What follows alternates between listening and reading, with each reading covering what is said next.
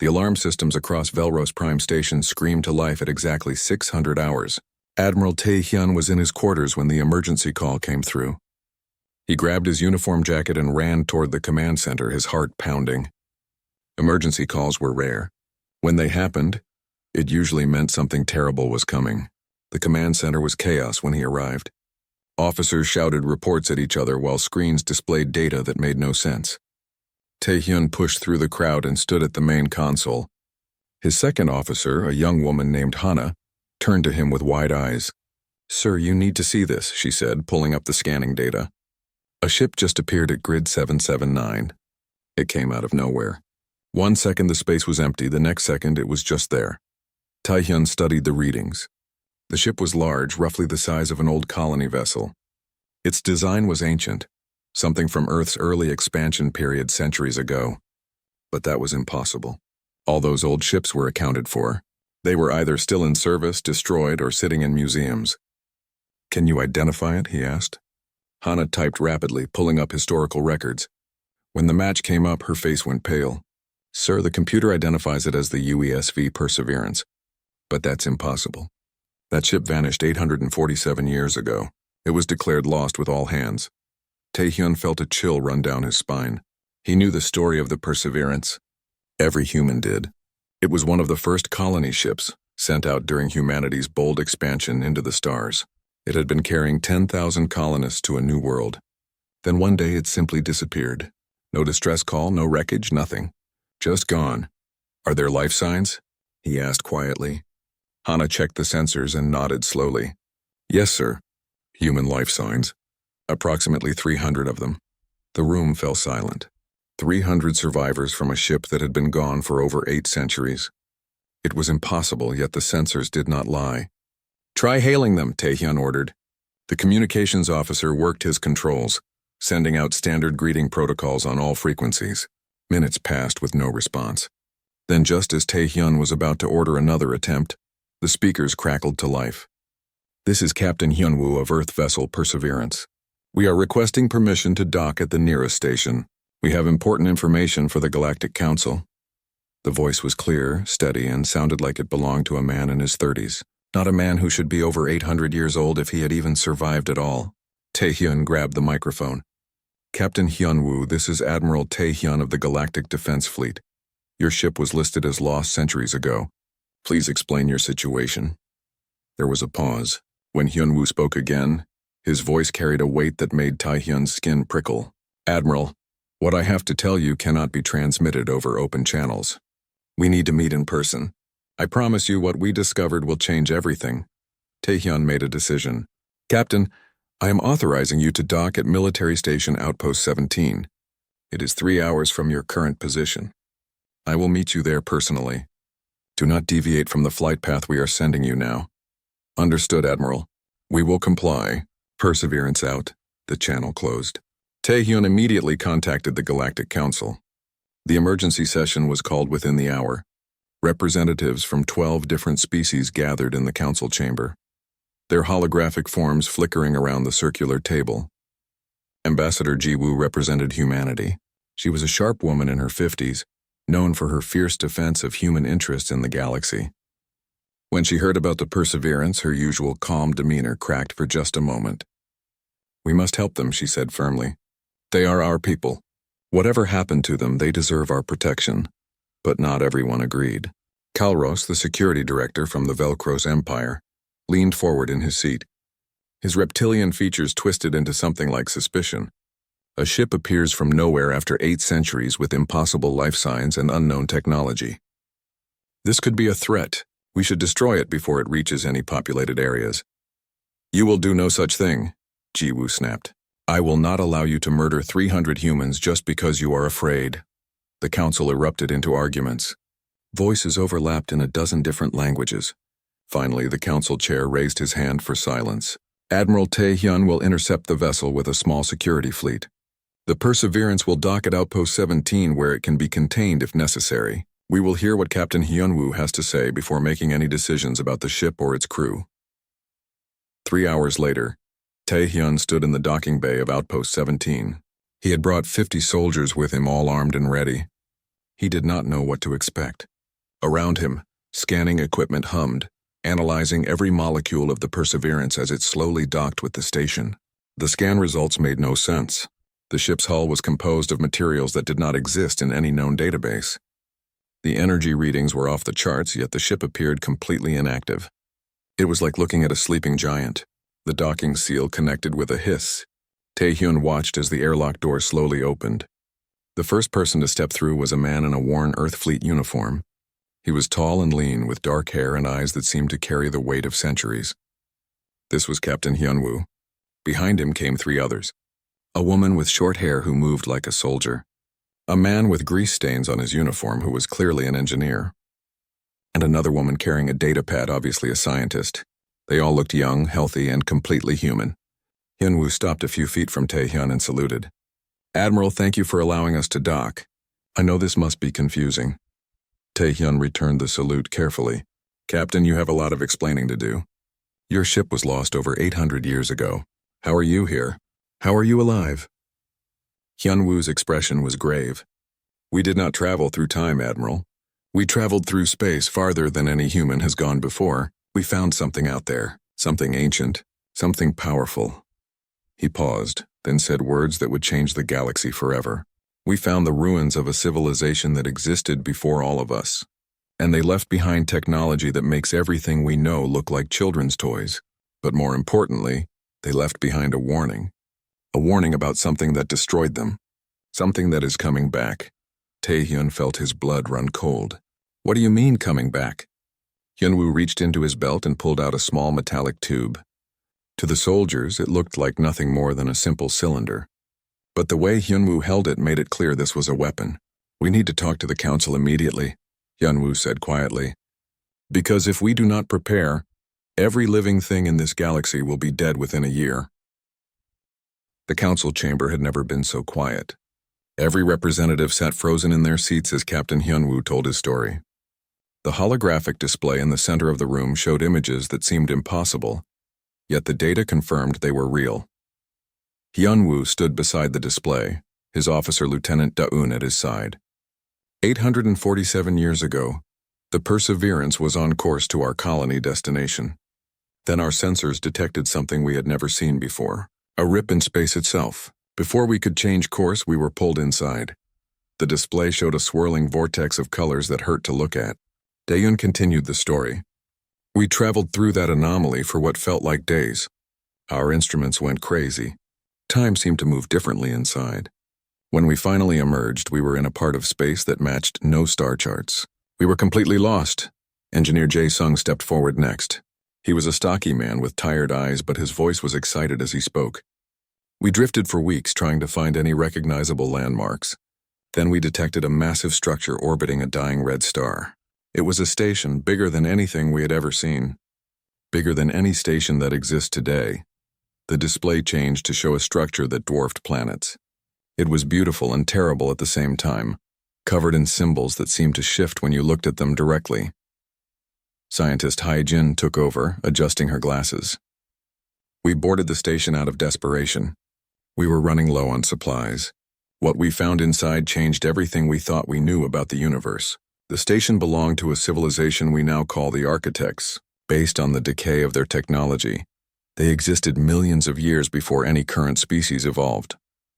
Ambassador Ji-woo leaned forward in her seat. "What happened to them?" Hae-jin's expression darkened. "They were destroyed. Completely wiped out. But before they died, they left behind records, warnings, and technology beyond anything we could imagine." Hyunwoo activated another display. It showed diagrams of weapons and devices that made no sense according to known physics. The Architects had mastered something they called dimensional manipulation. They could fold space, create pocket dimensions, and affect the very fabric of reality itself. Their weapons did not just destroy things, they erased them from existence completely. Calro stood up abruptly, his scales rattling. "This is insane. You expect us to believe you found magic technology from a dead civilization? This is either a lie or a trap." Hyunwoo remained calm. "I expected doubt. That is why I am prepared to demonstrate." He held up the small metallic tube he had shown Admiral Tae-hyun. "This is a dimensional disruptor. A weapon based on architect technology, scaled down for human use. It does not fire bullets or energy beams. It targets the dimensional bonds that hold matter together. Impossible, said one of the alien scientists. Such a weapon would require power sources we cannot even build. Jae-sung smiled slightly. The architects thought differently about power. They did not generate energy. They borrowed it from parallel dimensions. The weapon draws power from everywhere and nowhere at the same time. The council chair raised his hand. Captain Hyunwoo, if what you say is true, demonstrate this weapon. We have prepared a testing chamber with various materials and shields. Show us what it can do. 10 minutes later, everyone gathered around viewing screens that showed a large testing chamber. Inside were blocks of the hardest metals known to galactic science, protected by military-grade energy shields. These materials could withstand direct hits from the most powerful weapons in any fleet. Hyunwoo entered the chamber alone, carrying the small metallic tube. He pointed it at the first target, a block of reinforced titanium behind 3 layers of shielding. He pressed a button on the side of the tube. There was no flash of light, no sound, no visible beam. For a moment, nothing seemed to happen. Then the titanium block simply was not there anymore. It had not exploded. It had not melted. It had just stopped existing. The shields around it had done nothing. Gasps echoed through the council chamber. Hyunwoo moved to the next target and the next. Each time the result was the same. Matter simply vanished when touched by whatever the weapon did. After the demonstration, Hyunwoo returned to the council chamber. The silence was deafening. As you can see, Hyunwoo said calmly, the technology works. We spent decades on that station, studying everything we could. The architects left behind medical technology too, which is why we are still alive and young despite the centuries that have passed. We learned their language, their science, their history, and we learned why they died. Hyejin pulled up new images. They showed cave paintings, star maps, and symbols that appeared over and over. At the center of each image was a shape that looked like a hole in reality itself. The architects did not call them by a name we can pronounce. We call them the Watchers. According to the records, the Watchers exist outside normal space. They observe developing civilizations, and when a civilization reaches a certain level of advancement, the Watchers return. They harvest everything. Every planet, every star, every living thing. They convert it all into energy and take it away. The architects tried to fight them and lost. The room erupted into chaos. Representatives shouted at each other in panic and disbelief. Kalros was loudest of all.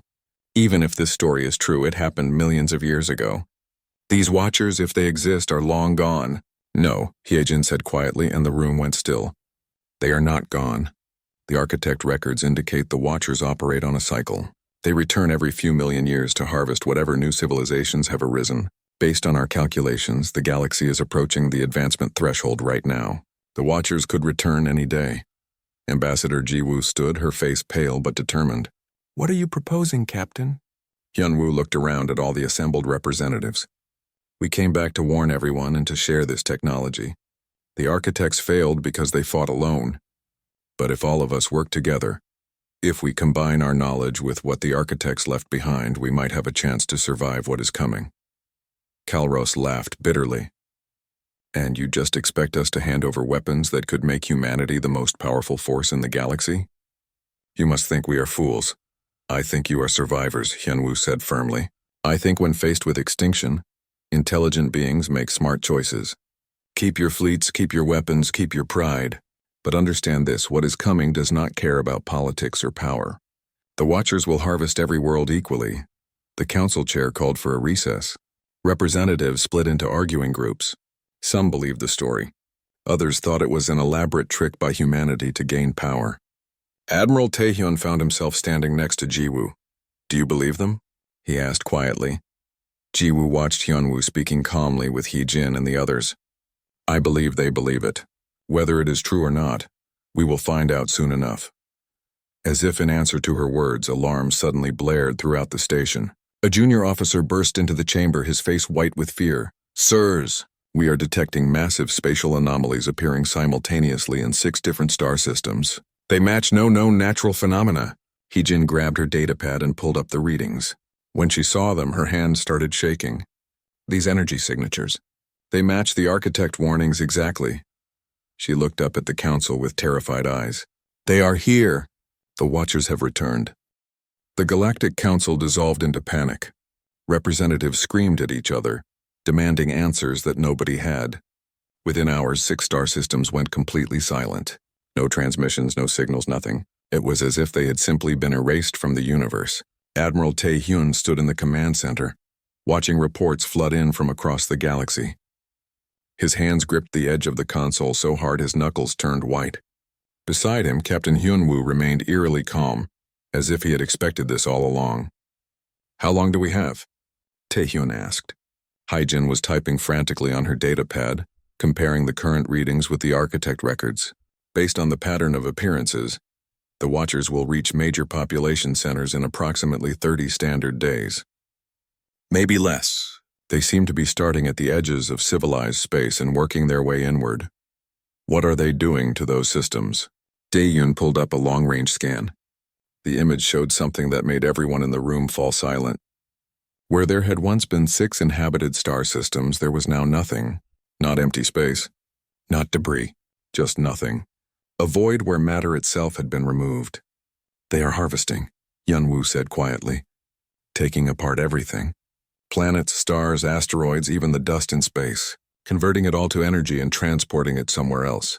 The architects never figured out where."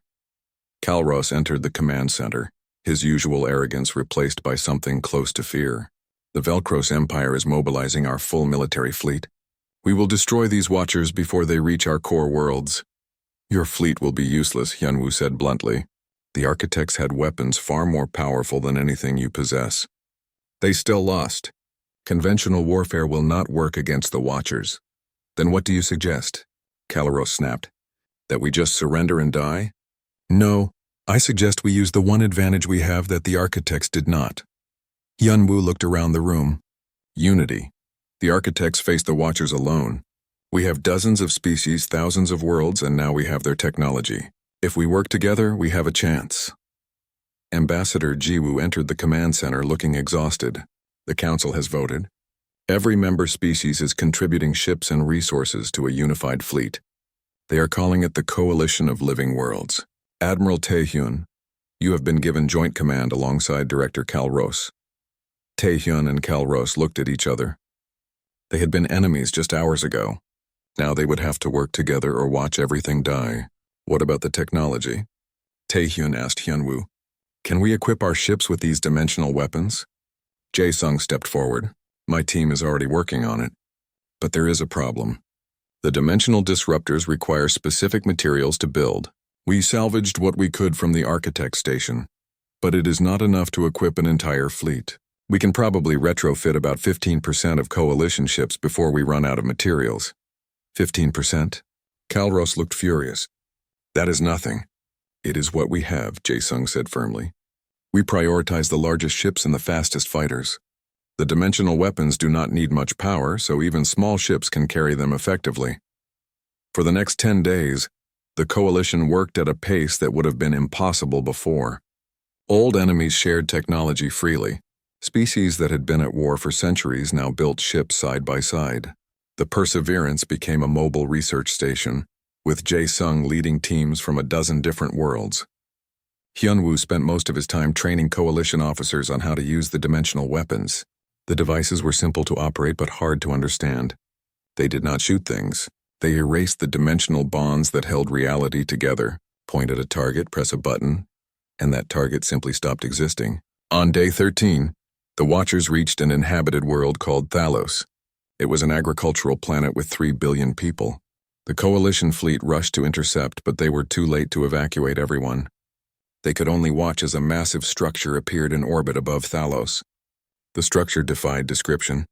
It was not a ship. It was not a station. It existed partially in normal space and partially somewhere else.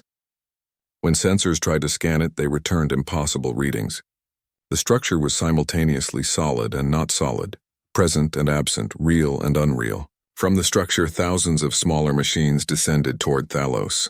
They looked like geometric shapes made of darkness itself. Where they touched the ground, matter simply flowed into them like water down a drain. Buildings, trees, rocks, soil, everything was consumed. "All ships engage!" Tae-hyun ordered. The coalition fleet numbered 300 ships, including 50 equipped with dimensional weapons. They opened fire on the smaller harvester machines. Conventional weapons passed through the harvesters like they were not there. But the dimensional disruptors worked.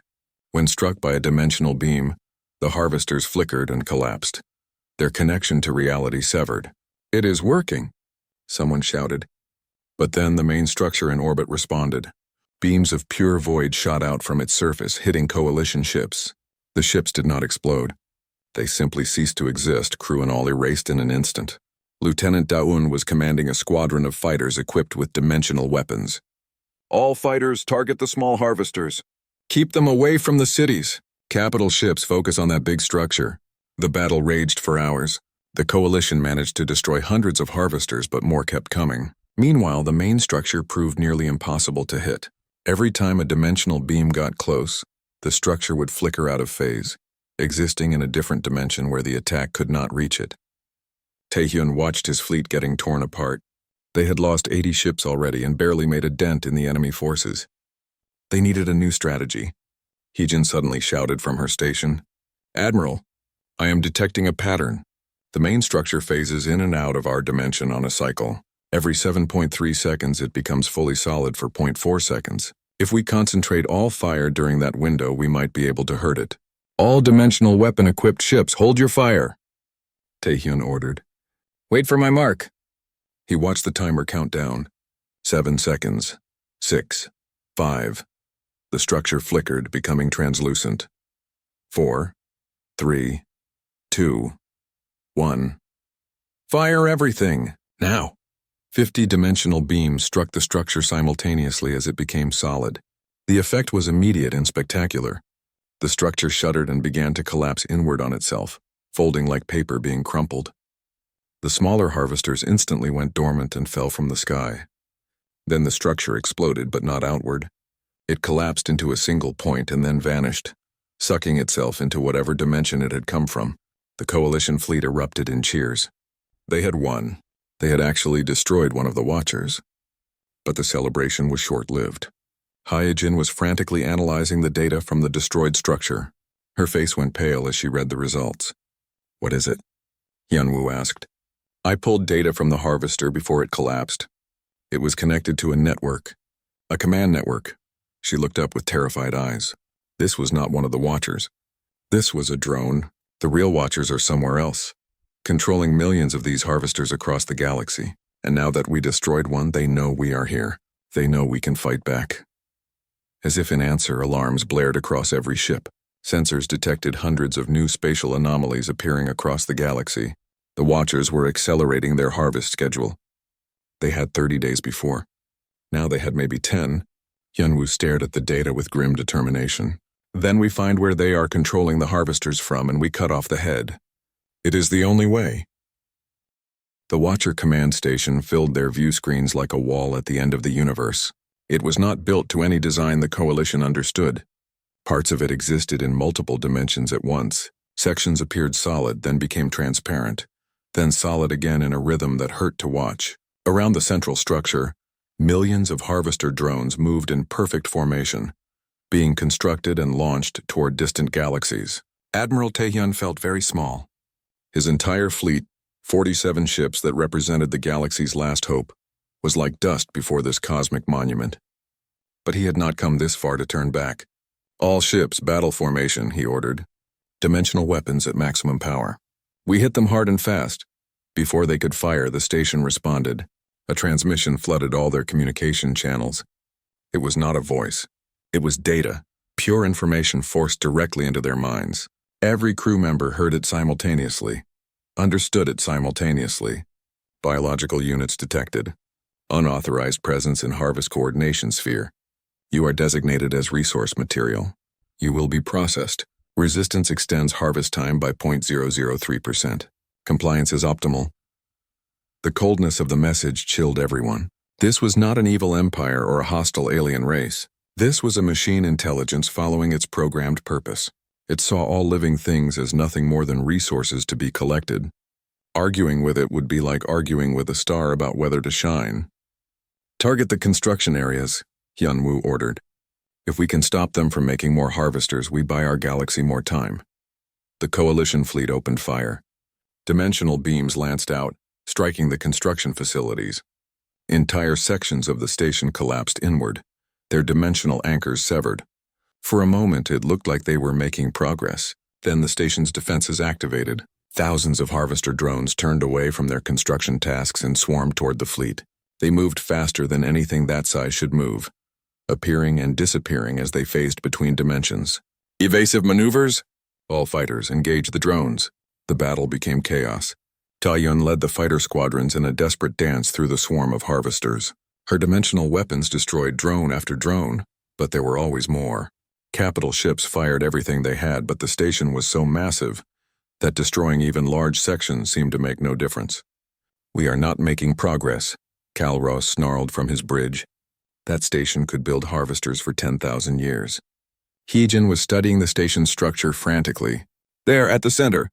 That massive sphere. I think that is the core intelligence, the central mind controlling everything. If we can reach it and shut it down, the entire network should collapse."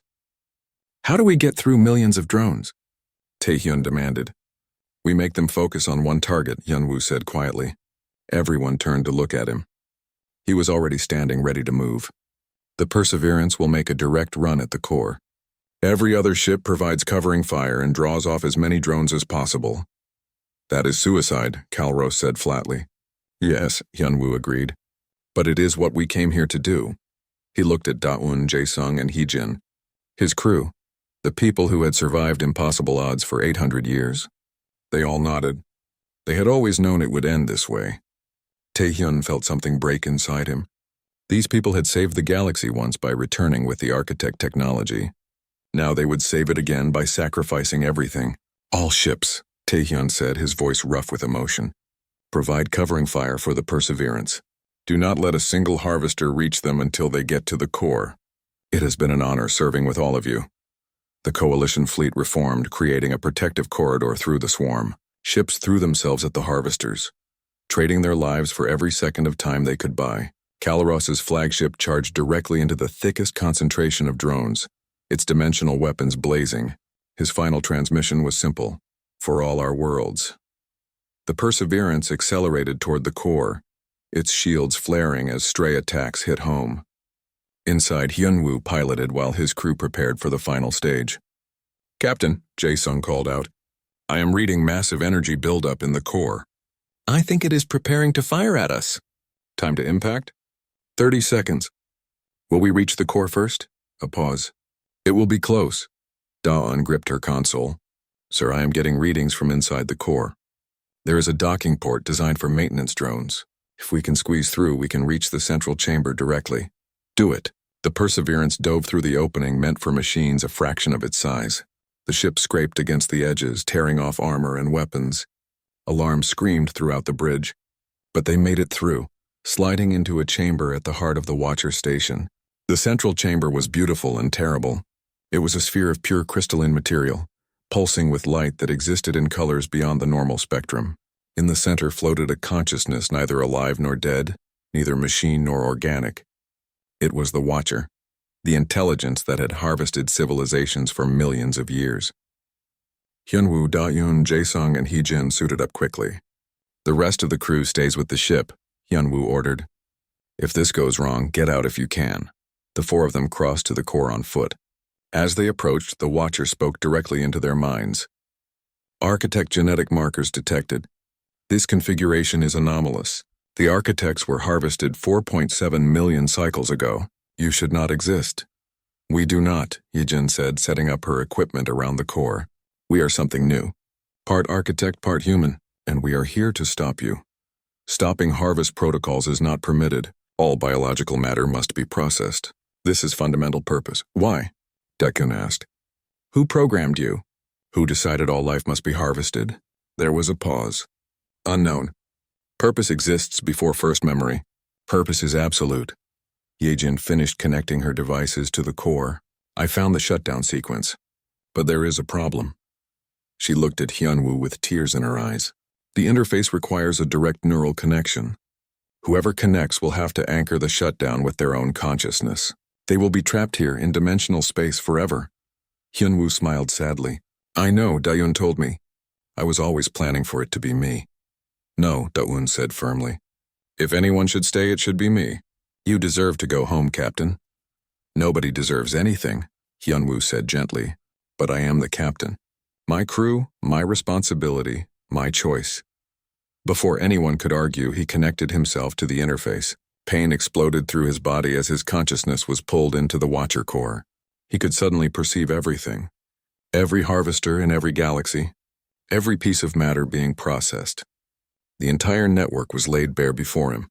And at the center of it all, he found the shutdown command, buried deep in code that was older than stars. I am shutting you down, he told the Watcher intelligence. Not destroying you, just putting you to sleep. Maybe someday, when civilizations are wise enough, someone will wake you and reprogram you for a better purpose. But today the harvest ends. This will cause dimensional instability. Your consciousness will be trapped. I know. Why do you sacrifice yourself for others? Because that is what humans do. When it matters most, we stand together. We protect each other. That is our purpose. He activated the shutdown sequence. Across the entire network spanning dozens of galaxies, every harvester stopped moving. They did not explode. They simply became inert, floating in space like monuments to ancient violence. In the central chamber, Daun watched Hyunwoo's body go still. His eyes were open but empty. He was still alive, but his consciousness was elsewhere, anchored in dimensional space, holding the shutdown in place forever. We need to go, Jae-sung said quietly. The structure is collapsing. They carried Hyunwoo's body back to the Perseverance. The ship limped out of the disintegrating core, joining the handful of coalition ships that had survived the battle. Only 12 ships remained. 35 had been lost. But they had won. The journey home took weeks using conventional drives. When they finally entered the galaxy again, they were greeted as heroes. The harvesters had shut down exactly as hoped. Trillions of lives had been saved. The coalition of living worlds became permanent. The galaxy had learned that only by working together could they face the impossible. Admiral Tae-hyun became the first supreme commander of the Unified Defense Force. Ambassador Ji-woo was elected as the first council chair of the new government. Jae-sung founded the Hyunwoo Institute, dedicated to studying and safely advancing dimensional technology.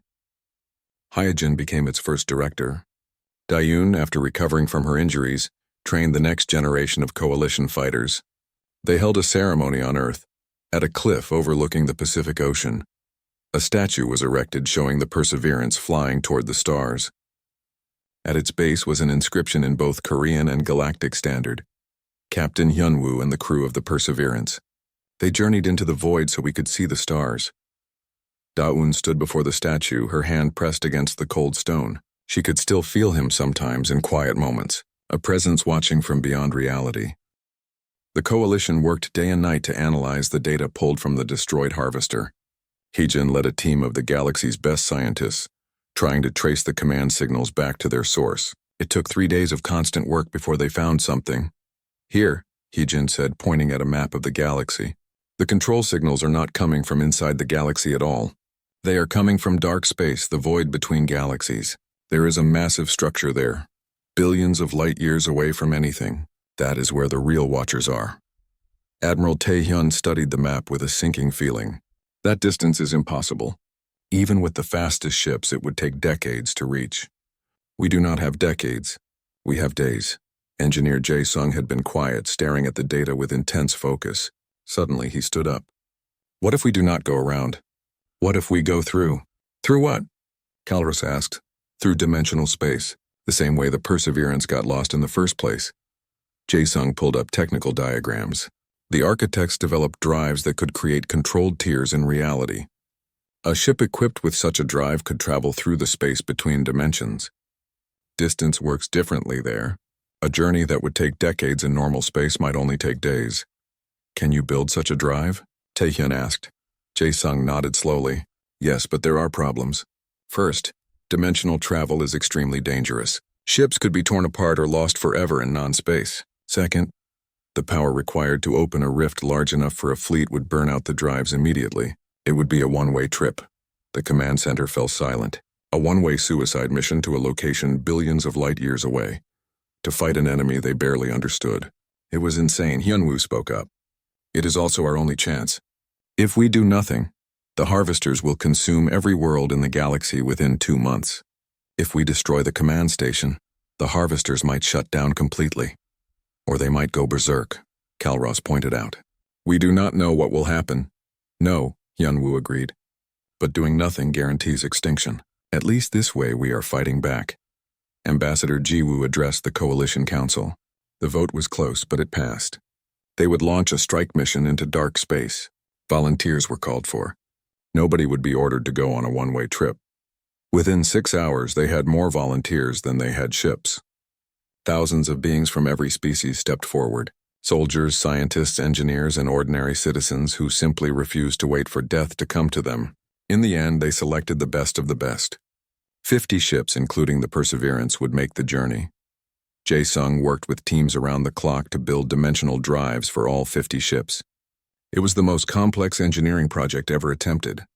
They had to install architect technology into ships designed with completely different principles. Failures were common. 3 ships exploded during testing, killing everyone aboard.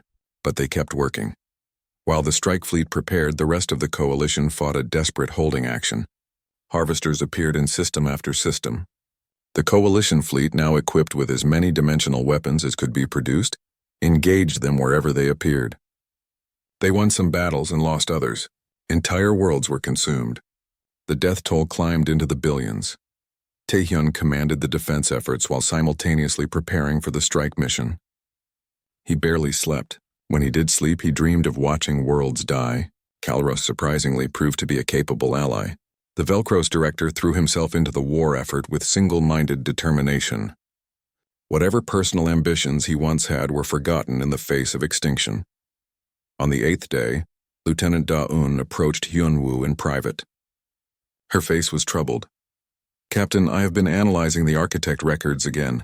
There is something Hee-jin did not mention in the council briefing. I think she is trying to protect us. Protect us from what? Da-eun pulled up a translated architect text. It is from their final days right before the Watchers destroyed them. The architects tried to shut down the Watcher command station. They sent a strike force just like we are planning. But to actually shut down the station, someone had to interface with it directly. The problem is that the interface requires architect DNA. Without it, the shutdown sequence will not activate. Hyunwoo felt cold. We do not have architect DNA. They have been dead for millions of years. No, Da-eun said quietly. We do not have pure architect DNA, but we have been exposed to their genetic material. Yumi, Jae-sung, Hee-jin, everyone who spent time on that station. The medical technology that kept us young and alive, it did not just repair our cells. It integrated architect genetic sequences into our bodies. We are partially architect now. Does Hyejin know this? I think so. I think that is why she volunteered for the strike mission immediately. She knows someone from the Perseverance crew will need to sacrifice themselves to shut down the station, and she is planning for it to be her. Hyunwoo closed his eyes. After 800 years of survival, after bringing back the technology to save the galaxy, his crew would still have to die to finish the job. It seemed cruel, but then again, nothing about this situation was fair. Thank you for telling me, Da-eun. We will face it when the time comes. On day 10, the strike fleet was ready. 50 ships carrying the best warriors and brightest minds the galaxy had to offer. Taehyun would co-command with Hyunwoo. Kalros insisted on coming too, claiming the Velcros Empire would not let humans take all the glory. The departure ceremony was brief. There was no time for long speeches. Ambassador Jiwoo simply said, "Come back if you can. If you cannot, know that every living being in this galaxy is grateful." The 50 ships formed up in deep space, far from any gravity wells. Jae-sung counted down from his station aboard the Perseverance. Dimensional drives charging. 10 seconds to activation. All ships report ready. Taehyun took one last look at the galaxy they were leaving behind. Somewhere out there, his family was evacuating to deep shelters. Somewhere, children played without knowing their world might end. Somewhere, people still hoped. All ships activate drives on my mark, he ordered. 3, 2, 1 mark. 50 dimensional rifts opened simultaneously. Space tore apart like fabric, revealing the impossible geometry that existed beyond reality. The ships plunged into the rifts and disappeared from normal space. The journey through dimensional space was unlike anything they had experienced. Time lost meaning. Up and down became meaningless concepts. Through the viewports, they could see colors that should not exist and shapes that hurt to perceive. Some crew members went mad from just looking outside. They had to seal the viewports and rely on instruments alone. Days passed, or maybe minutes. It was impossible to tell. The ship's computers struggled to navigate through space where the laws of physics were more like suggestions. 3 ships were lost when they drifted too close to what Jae-sung called dimensional reefs, places where reality itself had sharp edges. Then suddenly they emerged. 47 ships burst back into normal space, their dimensional drives burning out instantly as predicted. Before them was a structure so massive it defied comprehension. It was larger than galaxies, a construction of metal and void that seemed to have always existed and never existed at the same time. This was the Watcher Command Station. This was where the harvest was controlled. And now, 47 ships carrying the last hope of all living things prepared to assault it. Hyun-woo looked at his crew and at the warriors from a dozen different species around him. "Well," he said with a slight smile, "we made it this far. Let us finish what we started."